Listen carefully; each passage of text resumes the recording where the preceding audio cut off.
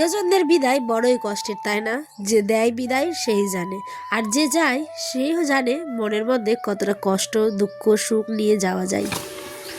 যখন আসে তখন মন ভরা আনন্দ, বুক ভরা খুশি, তাই না? আর যখন যায় দুঃখে কষ্টে বুকটা কেমন জানি ভার হয়ে থাকে। চোখের কোণে জলটাই বুঝিয়ে দেয় মনের অবস্থাটুকু। যাই হোক, আসসালামু আলাইকুম। উত্তর দিনাজপুর জেলার ছোট্ট একটি গ্রাম থেকে আমি পায়েল। তোমরা কেমন আছো সকলে? আশা করছি ভালো আছো, তাই না? চলো আজকের গল্পটুকু তবে শুরু করছি।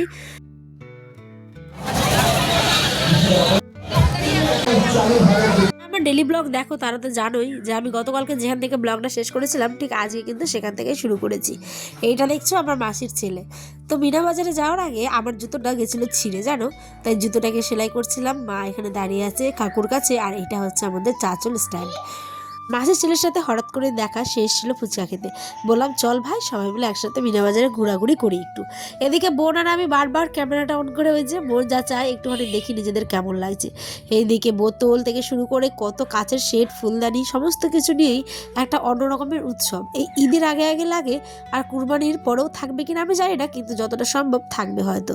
এইদিকে বাচ্চাদের ট্রেন, এই ট্রেনগুলো আমার ভীষণ প্রিয়, জানো।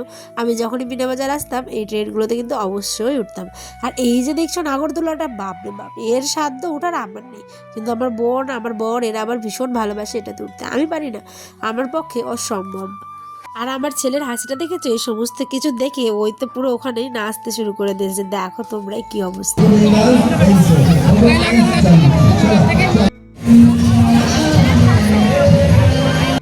বাজারটা পুরো তোমাদের সাথে শেয়ার করলাম। এই যে দেখো, এটা হচ্ছে ব্রেক ডান্স, নাগরদোলা, নৌকা, বাচ্চাদের টয় ট্রেন, অনেক কিছু এসছে। এই যে গাড়িগুলো, অনেক কিছু বন্ধুরা, অনেক কিছু। একটা মিনা বাজার যা যা হয়। তারপরে আমরা চলে আসলাম অনেকক্ষণ ঘোরাফেরা করার পরে পাপড়ি চাটের দোকানে। এই পাপড়ি চাট কতদিন খাওয়া হয় না। এখন আমি আর রেগুলার তো বেরোতে পারি না, যখন স্কুল কলেজ যেতাম তখন কিন্তু অনেক খাওয়া হতো, কিন্তু এখন যেহেতু আর বাড়ি থেকে বেরোতেই পারি না। এদিকে ট্রেনটা দেখো যাচ্ছে, আর এদিকে আমার ছেলে দুটো ললিপপ নিয়ে বসে কিন্তু খাচ্ছে। এদিকে আমার ভাইকেও দিলাম পাপড়ি চাট, আমিও খাওয়া দাওয়া হয়ে গেছে, ওইটুকু আর ভিডিও করা হয়নি। এবার এদিকে দেখছিলাম বাদাম বাজছে, তো আমার মা বললো বাদাম নিবি, তো আমি বললাম যে তোমার ইচ্ছে নাও। মা বাদাম নিল, আর এই তো আমরা এই কাউন্টারটার দিকে আসলাম। এখানে হচ্ছে চাউমিন। এই চাউমিনগুলো না দেখে মনে হয় কত যে সুস্বাদু, কিন্তু সত্যি কথা বলবো এই চাউমিনটা খাওয়ার পরে একদম আমার অতিরিক্ত খারাপ লেগেছিলো। কোনো টেস্ট নেই, ডিম নেই, কোনো কিছু নেই। তো যাই হোক চলো, তারপরে চলে এসেছিলাম গরম গরম জিলাপির দোকানে। এই যে কাকুটা কিন্তু গরম গরম দেখছো উনুনে ভাজছে ওদিকে গ্যাসে আর কি, আর এদিকে কাকিমাটা কিন্তু সার্ভ করছে।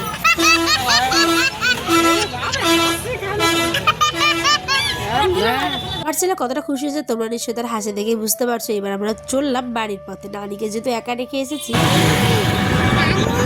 তো কাল ভিডিওতে তোমাদের বলেছিলাম আমি নানিকে বাবার কাছে দিয়ে এসেছিলাম, মানে বাবা খাতাপত্রের কাজ করছিল, নানি শুয়ে টুয়েছিল একটুখানি, যেহেতু বয়স হয়ে গেছে। এদিকে দেখো আমার নানিকে আমি চাউমিন খাওয়াচ্ছিলাম, কি অবস্থা। বলছে আমি খাবো না। আমি বলছি তুমি একটু তো খাও, পৃথিবীতে সমস্ত কিছু একটু একটু করে ট্রাই করা উচিত, তাই না? তারপরে এদিকে জিলিপি নিতে বলছিলাম, বলছে না বাবু আমি খাবো না। আমি বলছি তোমাকে তো একটুখানি খেতেই হবে। তারপরে দেখো জোর করে একটুখানি, জাস্ট একটুখানি খেয়েছে। নানি তো অসুস্থ, তাই একটুখানিই দিয়েছি, বেশি দেওয়া উচিত না, তাই না? তারপরে আমার কিন্তু ভীষণ ভালো লাগে, ঠিক আছে। এদিকে আমার ছেলে খাওয়া দাওয়ার পরে একটুখানি নানি নাতিনি আমরা গল্প করছিলাম। তারপর আমার ছেলে দেখো মেহেন্দি দেখাতে এসছে। মা আমি মেহেন্দি পড়েছি। এবার এটা হচ্ছে পরের দিনের ব্লগ, 8টা 58 বাজে। এদিকে বাবার বাড়ি গেলেই জানোই তো আমরা মেয়েরা সমস্ত কাজকর্ম ফেলে একটুখানি শুয়ে থাকি। আমি উঠেছি এখন 9:45 ঘুম থেকে। উঠে দেখি মা আমার প্রিয় মাড়ি ভাত, মানে আতপ চালের যে লবণ দেওয়া ভাতটা হয়, সাথে আলু সেদ্ধ আর মাংস করেছে।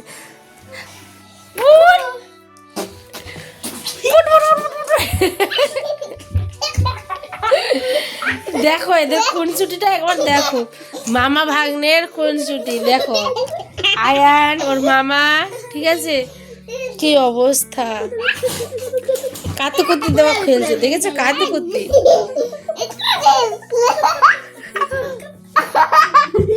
কি অবস্থা। হাই কর রে, একটু হাই কর রে। হ্যাঁ হাই।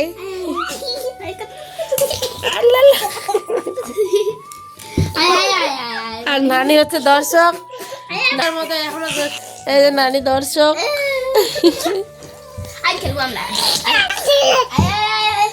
খেলো খেলো খেলো খেলো, আল্লাহ আসতে মাথা লাগবে।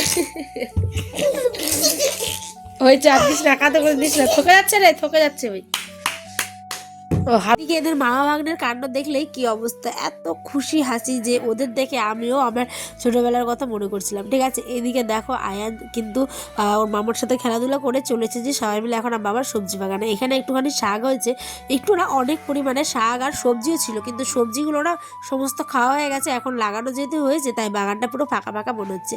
এটা হচ্ছে মিষ্টি আলুর পাতা। ঠিক আছে, এই মিষ্টি আলুর পাতাটাও কিন্তু আমাদের দিকে খাওয়া যায়। আর এইগুলো হচ্ছে বোতে শাক। বোতে শাকগুলো যেহেতু বড় হয়ে গেছে, ও দেখো ভিডিও করছি বলে লজ্জা পাচ্ছেন। এইদিকে কোন সময় যে আমার নাড়িটা ছিঁড়ে গেছে আমি নিজেও লক্ষ্য করিনি। ঠিক আছে, দেখো কি বাজে লাগছে। তো যাই হোক, এদিকে আমার ছেলে জল দিতেই ব্যস্ত, এই যে হাই করছে তোমাদের। এখন এবার আমরা চলে আসলাম বাড়ির পথে।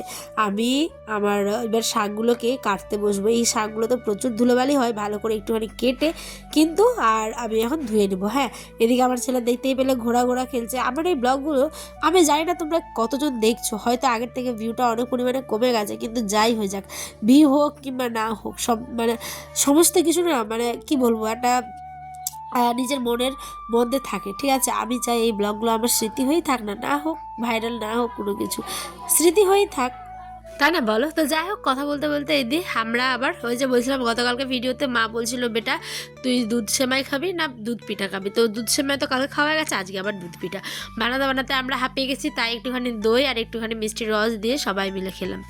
আর ওই যে প্রথমেই বললাম প্রিয়জন বিদায়ের বড় কষ্ট, এদিকে নানি কিন্তু চলে যাচ্ছিল। এখন হাসছি আমি, কিন্তু সেই সিচুয়েশনটা দেখলে না অনেক কষ্ট হয়। ঠিক আছে, মা কিন্তু বারবার এদিকে নানিকে বুঝিয়ে দিচ্ছিল যে এরমভাবে যাবে এরমভাবে যাবে, মা সমস্ত কিছু নানিকে বুঝিয়ে দেয়।